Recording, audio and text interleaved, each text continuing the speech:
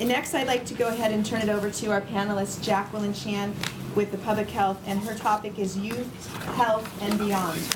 In 2007, I was researching drinking water quality in rural villages of Ecuador.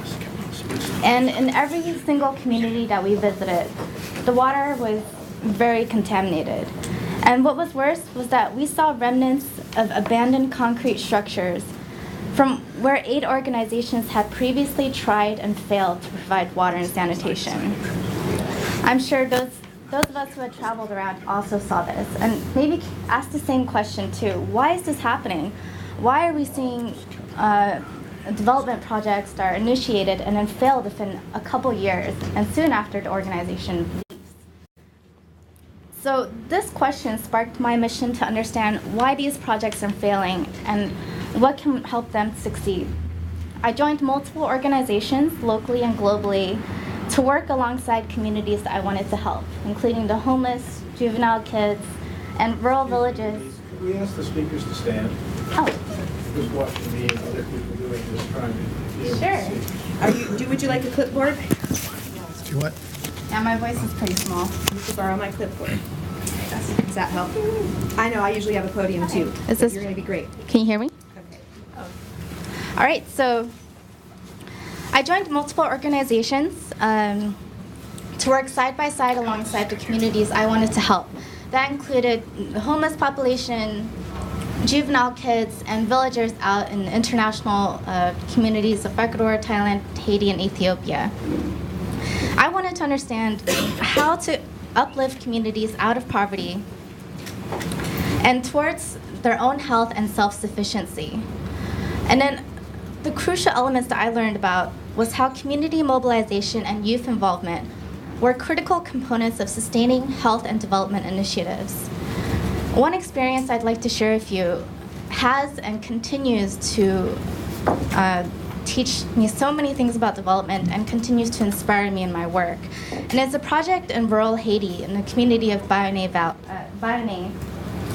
We're working alongside the community to establish a medical clinic. There's about a population of 80,000 people in the valley. It's a remote area, about a 6-hour drive northeast of Port-au-Prince. They have little to no infrastructure and limited access to services. To give you an idea, it took about 1 or 2 hours to walk to the nearest clinic, and it was a 3-hour drive to get to the nearest hospital. So you can imagine how this can be a barrier in people who desperately need preventative health services. So the project was actually started out in 1999 by a nonprofit led by a local leader. And over time, they realized they lacked the technical expertise and resources to make this vision a reality. So in 2004, they reached out to Engineers Without Borders for technical support and training. After sufficient fundraising and designing a hurricane-proof and sustainable clinic design, I traveled to Haiti to provide monitoring evaluation support for the project to measure health impact. On the first day that I got there, the local leader, Amilor, walked with me along the main dirt road leading to the clinic site. He described to me his vision for the local community and painted a picture of what the community could someday be, including the expansion of the medical clinic into a fully functioning hospital, more involvement of local students from the local schools, more business generated for the local markets, improved roads, infrastructure, and unifying the local people for future development. He pointed to the clinic site and said, "This is the first step." I'd been so focused on evaluating the impact of and access for health and water that I was slow in recognizing that the community was a complex and interconnected ecosystem. In this context of complexity, it would be difficult to accurately anticipate the effects of this intervention. So I shifted my focus, and instead of asking, how can we get the outcome we want for this community, I asked, how can we help this community get what they want? We focused on providing technologies based on their needs, their values, and their capacity. So we trained engineers and provided support to rebuild a bridge, make hurricane-proof buildings, and install the solar-powered electrical system. to support the clinic. In the following years, the community members independently constructed other hurricane-proof structures and extended the electrical system for their own needs. By including their desires and values as the centerpiece for development, the local leaders were able to mobilize themselves and set a foundation for other development projects to meet their needs. So on the last day of the clinic construction, the local community members from different ethnic groups had volunteered their time and took turns providing the manual labor needed to finish the project. It was a festive event because everybody was celebrating that they had finally obtained this vision. Another thing that astounded me was that the local leaders had selected promising high school students to conduct household surveys to understand local healthcare access. As I trained and worked alongside them, the students told me about their aspirations to become teachers, lawyers, and journalists so that they can improve the lives of other people. They knew with fierce certainty that there must be change for improvement and that things will change for the better. By including the youth in development projects, the local community was providing them with the tools and the confidence to create their own vision of the future. And they were really preparing them to take on the role of future leaders in their community. So the clinic is now managed by the local community and now operating and providing basic health services for the people of Baianai, thanks to the dedication and vision of local leaders and effective community mobilization. In the future, we're counting on the next generation of leaders to adapt to any unanticipated effects of our current actions, and we have to prepare them for that. If we consider our global community as an interconnected, complex ecosystem, we must mobilize ourselves collectively around shared values and shared visions for a more sustainable and humane future. And that mobilization must involve the youth in the early phases of design, planning, and brainstorming. I hope we can build upon our collective intelligence to effectively tackle humanity's most pressing issues by learning from each other across sectors, across international boundaries, and across generations, so that we can say this is organized compassion at its best.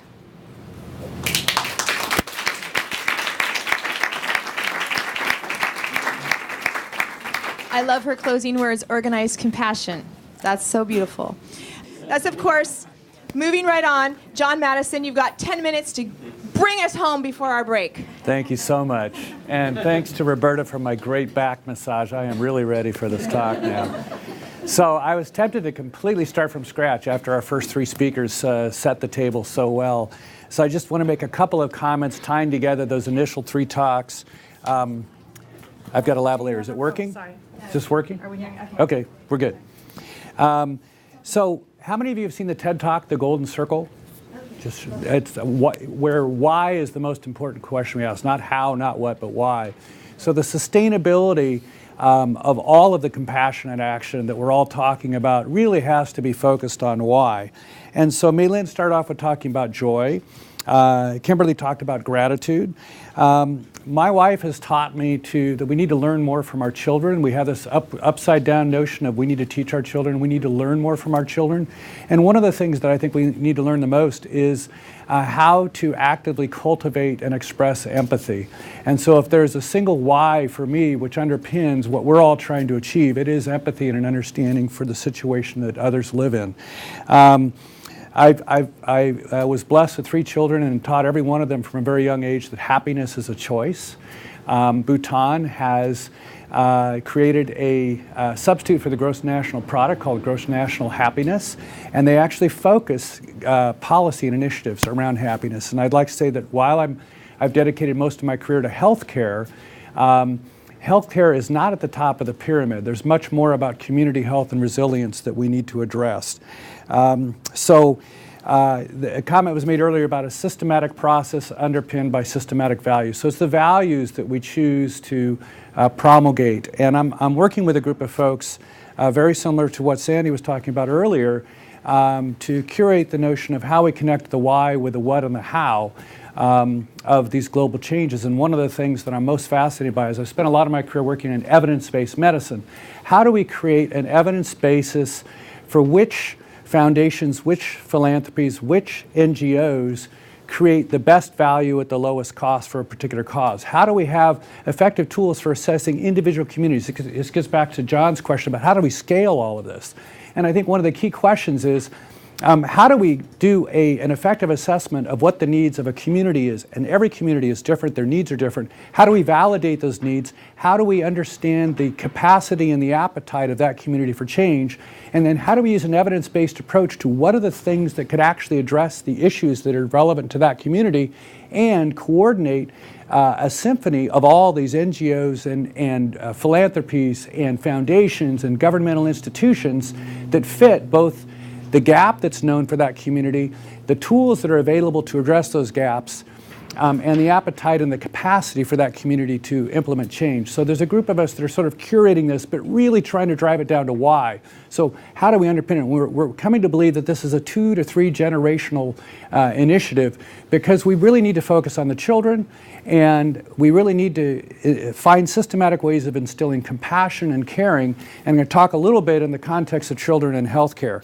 So the key drivers of healthcare, there are really 5 of them. The pervasive influence of pharmaceuticals, failure to implement evidence-based preventive care, fee-for-service, fee-for-volume, payment incentives, end-of-life care, and then disorders of lifestyle. I'm going to speak more to the disorders of lifestyle, which are leading to our epidemics of obesity and diabetes. But make no mistake, there is solid scientific evidence linking obesity and diabetes to dementia, heart disease, cancer, stroke, and a wide array of other problems. So this really is an epidemic of lifestyle.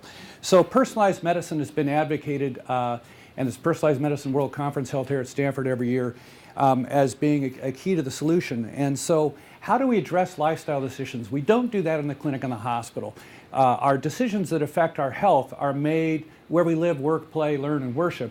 And we really need to have tools that help us wherever we are. So mobile apps will play a role. They're not the only thing, but they will absolutely play a role to help us be true to our values and our objectives wherever we live. So I like to think of mobile as being an upside-down construct. It's really stationary. Our phone goes wherever we are. It's attached to us. So we can implement those levers and tools to help ourselves. There's a whole literature on behavioral economics and motivational science that we're bringing to bear in these mobile applications.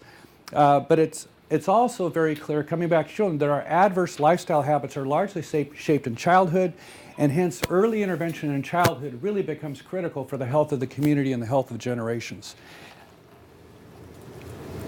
So there was a study done with 17,000 participants by the Centers for Disease Control and Kaiser Permanente in San Diego, looking at adverse childhood experiences, what the long-term impact was.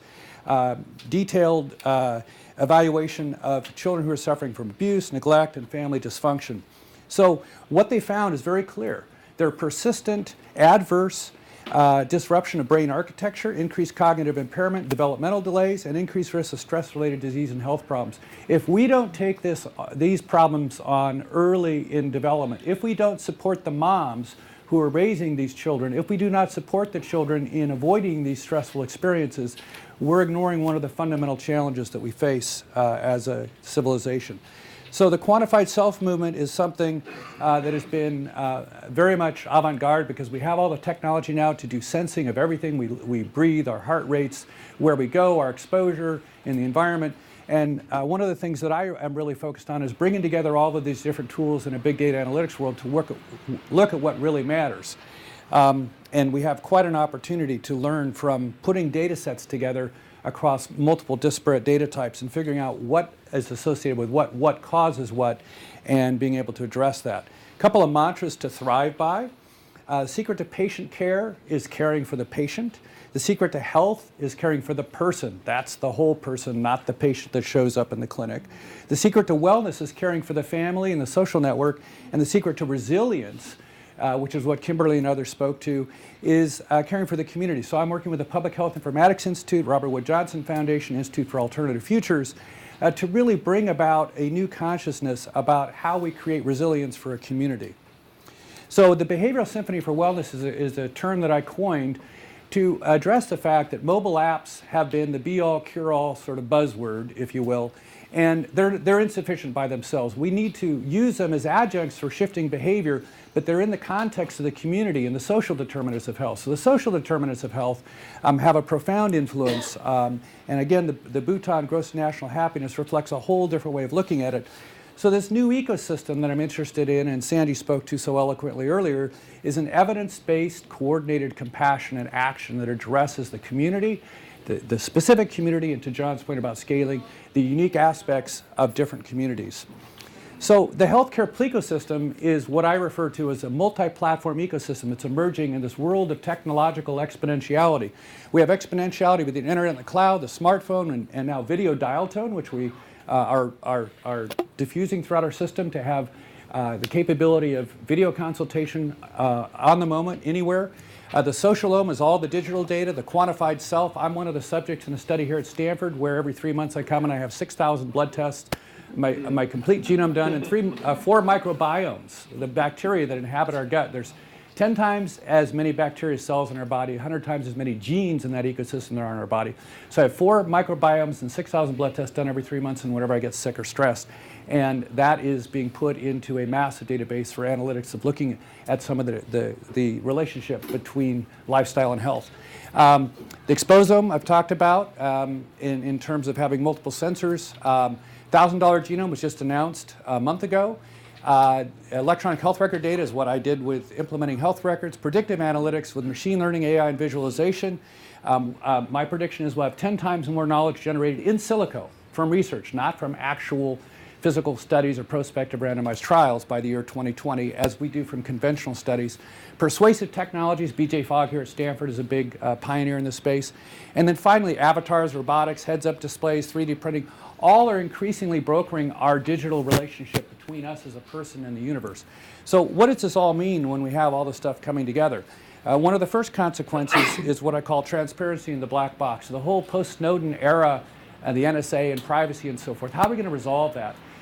There's a lot of different ways of thinking about it, but one of the ways that I think about looking at it is we need to have much more reciprocal transparency. So what's known about us, we have the right to have reciprocity in who's watching us. And that's a lot of what Snowden said, is we need to have oversight of the oversight of who's watching.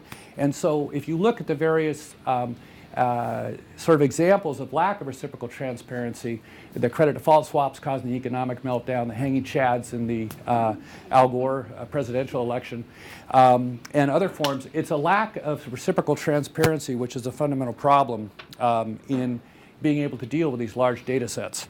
So who has our data and what are they doing with it? Both the Pew Research Fund and the Institute of Medicine have published papers recently about how people are less concerned about who has their data than what they're doing with it. If they trust the people for what they're using the data for, it's a very different question. So I'm looking at supporting 3 different conversations in healthcare using visualization tools and big data in my last minute.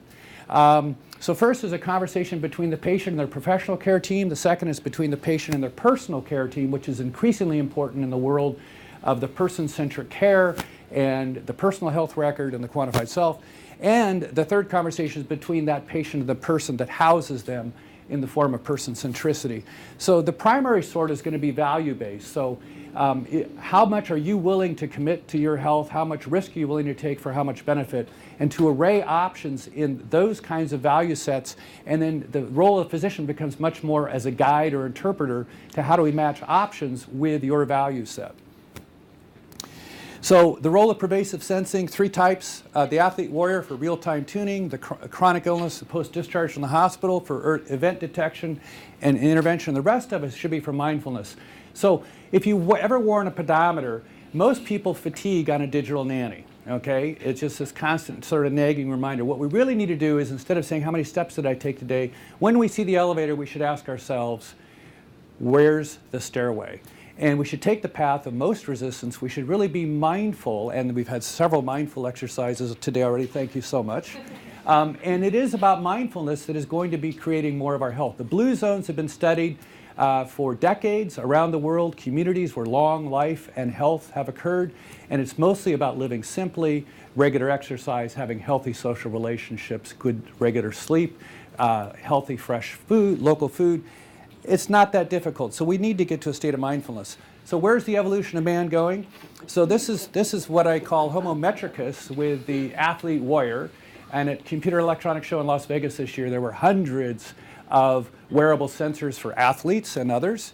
Another alternative is Homo geekus, and many of us may resemble this particular evolutionary pathway. And then thanks to McDonald's, we have Homo fast foodorus. But I don't think that's where we want to go. So where I think we want to go is to be what I describe as mindful man, where we really do focus internally. We really do focus on those values that we appreciate the most and that connect us to our social systems in the universe. And then finally, I'm going to end on a quote that's hanging in the Health and Human Services in Washington, D.C. by Hubert Humphrey. He says, "It's been said the moral test of government is how that government treats those who are in the dawn of life, the children, those who are in the twilight of life, the elderly, and those who are in the shadows of life, the sick, the needy, and the handicapped." And I think that it has been a traditional mantra to really focus why we do what we do in healthcare. But there's a new problem emerging, and I just want to throw it out as a question. If you haven't read the book, The Second Machine Age, it was just published last week, I highly recommend it. It's two MIT professors, and they've asked the question, observing that robotics and AI are displacing jobs massively. China has a net loss of 50 million jobs in the past couple of years. Google just announced the robotics are going to be deployed at Foxconn, which makes all of our smartphones and smart pads. They are unemploying the low-level employment that we've offshored that's happening across the world. So how do we transform into a culture of empathy where we value new forms of work based on empathy, compassion, and community? And I think we can find that path. I encourage you to read that book. There is a prescription for how we might approach that, and I think it's something worth paying attention to. Thank you very much.